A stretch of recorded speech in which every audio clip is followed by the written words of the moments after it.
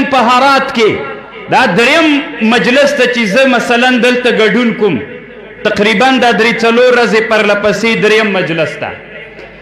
د هرات خلک دغه دی او که نورم سته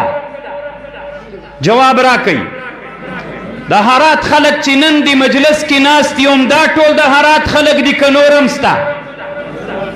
هغوی ته به موږ دعوت و تبلیغ رسوو که نه هغه لویه جامعات او پوهنتونونه چې دلته دي خصوصي او حکومتي هغه هم د موږ مسلمانان دي او که نه نن د غربي فکري ښکېلاک لاندې دي دلیل یې د افغانستان ته چې کله امریکایي اشغال راغی دلته یو څو مظلوم مسلمانان امریکایانو په مقابل کې راپورته سول مقابله یې کوله خیر د پوهنتونونو استادانو تاسې خوابدي کېږئ مه د مکاتبو ځوانانو تاسې خوابدي کېږئ مه دا تنها په تاسې کې نه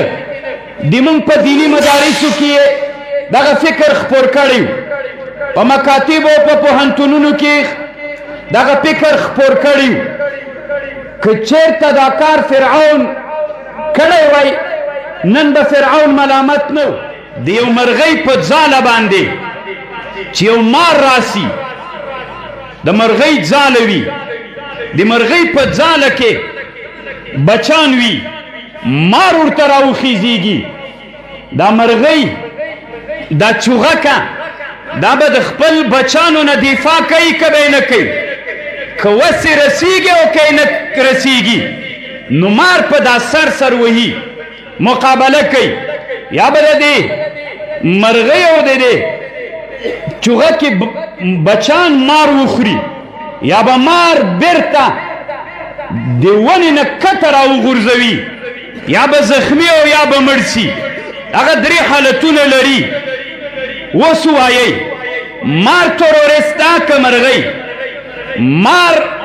تروریسته او که دغه چوغکه تروریسته ده مار ظالم ده که دا چوغکه ظالمه ده نن دغه غربي فکر خلک چې کوم مردار فکر یې د مونږ جامعاتو ته راوړی اجتماعی جایونو ته یې راوړی د مونږ افغانستان ځاله ده ای آشیانه افغانا بودن اینجا یک مار بزرگ آمده بود از ما چوچه های ما را میکشت ما را زندانی میکرد ما را در ای آشیانه خود نمیگذاشتن این مار بزرگ یک چند گنجشک های پرنده ها در مقابل ای ثعبان مبین این مار بزرگ با مقابلش مقابله میکردن همه کلان ها او کسانی که جان خود را متفکر با القاب اول و دویم را می نامیدن او کسانی که از مدارس اسلامی فارغ بودن نامش را نمی گیریم او کسانی که مدعی بود که ما دکترای خود در علوم اسلامی از ازهر گرفتیم هر کس میشناسیم ضرورت به نامش نیست من از پوهنتون فلانی فارغ هستم ما از مکتب فلانی فارغ هستم اما اینجا عقلش اما غلبه عقلیش محفوظ و محجور بود نمیدانستند که ما چی میگوییم عکساً مار اون مظلوم میدانست اما گنجشک های مظلوم اما مرغ های مظلوم را او را تروریست می نامیدن 20 سال دی فکر می بود شما فکر بکنین کسایی که از استاذ پوهنتون بودی استاذ مدرسه بودی دکترا داشتی چرا عقلت اینقدر محجور و غلام بود مار تروریست است یا گنجشک جوابی بتین چرا این جوابه در او وقت که اینها حاکم بودن این جواب چرا برش نمی گفتین چرا مناظره نمی کردین چرا در فیسبوک در مسائل استحبابی دعوت به مناظره می دادین چرا به اونا نمی گفتین که ما تروریست نیستیم امریکا که یک مار کلان هزارها کیلومتر طول داشتن عمر افغانستان آمد، اینجا اشیانه ما را اشغال کردن، مدارس و مساجد و همه مراکز تعلیمی ما اگه اسلامی بودن یا عصری اونها را زیر پای کردن. دین روز ما طرف ترکمنستان رفته بودیم، در ولسوالی کشک رباط سنگی یک طالب به ما، یک دیگه مولی سے به ما گفتن که این طالب میبینی، یک برادرش وی تحت چشم ما وی ما دیدیم که او را زنده انداخته بود، تانک سرش تیر و تیر میکرد. کی مظلوم بود؟ اما گنجش اون مظلوم است یا مار؟ هر عقل میدانه. اما فکرهای ما را غلام ساختن، یا برای تلویزیون یا در پوهنتون غلام و دیکتاتور. ای علما ورونو چپ مکینی. دا زکه د هرات خلکو ته دغه خبر کوم، خو دغه خبر به علما ورونو تاسو ته وکم. چپ مکینی علماو، د هرات ټول ملت دلته مدارسو ته نه راځي. علماو پوهنتونونو ته لاړ سئ. مونږ نه وایو چې پوهنتونونو خلاف یو، والله العظیم د پوهنتون علم دی مونږ هر موضوع کې چې نن په پوهنتونونو کې کوم موضوعات درسیږي، که مونږ خپل اسلامي علماو لږ تاریخي څېړنه وکړو، دغسې لوی علما مو درلودل. د مونږ د علماو د شاتګ د وجې نه د مونږ د علماو دین د انحصار فکر کې ونیو، دین یې صرف مدرسې پورې منحصر کړ. عالم مو د مدرسې نه نه وځي وي دا درس ډېر ثواب لري. د پوهنتون درس چې هلته په زرګونه ځوانان مو هغه غربي فکر نه متاثر ول، هغه عاقلانو هوښیاران یې موږ نه داسې واخیستل چې 20 کاله یې د موږ سره مقابله وکړله، پوه نه ول. ځکه ما ته علماو ملامتي درلودله، غلام مولا مو هلته ورلېږلی، حر او آزاد مولا مو نه ور پرېښوده. هغه مولا چې داعي او دعوتګر و هغه ته مو ویلې ته مه ورځه، ته بیا کافر کېږې. دین ته نه تر مدرسې مه منحصر کوئ، هر اجتماعي ځای چې وي هلته لاړ سئ، دین خپور کوئ. مونږ داسې غواړو چې دغه دین د اسلام لکه څنګه چې مونږ دلته ناست یو، اوس مونږ چې کله فارغو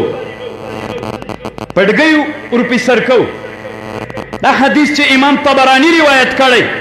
عبدالرحمن ابن عوف ته چې رسول الله د سیادت لپاره پډګۍ وروهله، دا حدیث امام طبرانی راوړی. د عبدالرحمن ابن عوف او د علي ابن ابي طالب، دا حدیث رسول الله صلی الله علیه وسلم دا فعل کړی. نن چې د موږ په پوهنتونو په مکتب کې فراغت وي، علماو خیر ده، زه د تاسې د اولاد په حیث، زه د تاسې د شاګرد په حیث،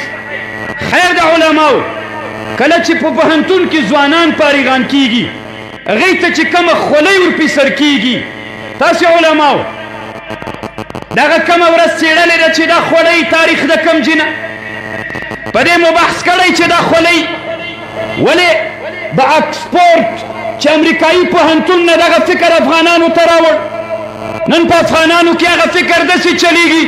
چې یو څوک د پوهنتون نه ډاکټر فارغ سي، چې یو څوک د پوهنتون نه په شریعتو کې فارغ سي، هغه خولۍ چې په اکسفورډ د امریکا کې دغه فکر دلته راوړو. ای مولا په ما او تا څه سوي دي چې د هرات 100 متره یا 1 کیلومتر د دې مدرسې نه د پوهنتون لرې نه ده. هلته چې کله یو فارغېږي ما ورته ولې دغه فکر او دغه ذهنیت نسو ورکولی چې هلته هم پډګۍ پرې رواج کړو. همو افغاني دود ده،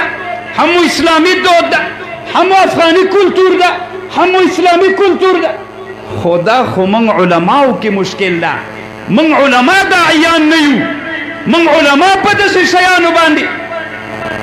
که صرف موږ په دې بحث وکړو چې دغه خولۍ روا ده که ناروا ده، لا خطرناکه مسئله ده. دې ته قبعه وایي. قبعه د حرمت د نارواتوب فتوا یې پې کړې. څنګه مولا نکتایي ته دې فکر ده دغه خولۍ چې د اکسفورډ نه راغله، د ما او د تا په پوهنتون کې په ټول افغانستان کې رواج ده. ولې مولا چپ یې؟ مونږ نه وایو چې هغه دما زوی دما ورور د تا د تره زوی چې د دې پوهنتون نه فارغېږي فکر کې داسې وراچولی چې دا خولۍ په سر نه کې بیا ته ډاکټر غوندې نه ښکارې ته بیا پوهنتون نه فارغ نه ښکارې ولې دا فکر پې منلی په مونږ څه سوي دي چې دغه فکر په دې خپل پوهنتون کې خپور کو او دغه فکر د زرګونو کیلومتره نه دلته راغی خیر د علماو لږ راویښسئ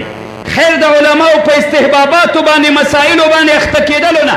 مونږ ته لوی چیلنجونه پاتې دي ټول افغانستان تنها په مدارسو نه اصلاح کېږي علماو لوی اجتماعي ځایونو ته مراجعې وکئ هلته داعیان وګرځېږئ دعوتونه وکئ چې نور د کافرانو دغه فکرونه داسې خنثی کړو چې څوک دا امید ونه لري چې د افغانستان په جامعه کې څنګه چې په مدارسو کې څوک نشو پیدا کولی چې موږ سره مقابله وکړي د ګوتو په شمار ملایان یې درلودل ځکه موږ دلته فکران کار کړی وو راځئ پوهنتون کې هم فکران کار وکړو مکتب کې هم وکړو په یو بل اقتصادي مرکز کې هم وکړو یو بل اجتماعي مرکز کې هم وکړو چې هیڅوک په افغانانو کې داسې پاتې نشي چې بله ورځ چینایان دلته راځي استعمار کوي چې د موږ د افغانانو د منځ نه څوک مقابلې ته ورسره ودرېږي بیا چې موږ مقابله کوو وچ به چینایان وزنو هره ورځ به مو جنګ د چینایانو سره 100 کاله به مو دا جنګ دوام نه کوي ډېر چې چینایانو سره جنګ بیا دوام وکړي 15 کاله 2 کاله 3 کاله راځئ فکرونه جوړ کړو علماو د الله په خاطر باندې هغه مې یوه لنډه غوښتنه وله نه که فرعون دغه کار کړی وی چې نن اروپایانو کړی نن به فرعون چا نه ملامتاو قمقل و که نه پوهېده نه نن غربیانو هغه کارونه وکړل نن یې ټوله اسلامي نړۍ استعمار لاندې ګرځولې که د وسلو استعمار نسته فکري استعمار خو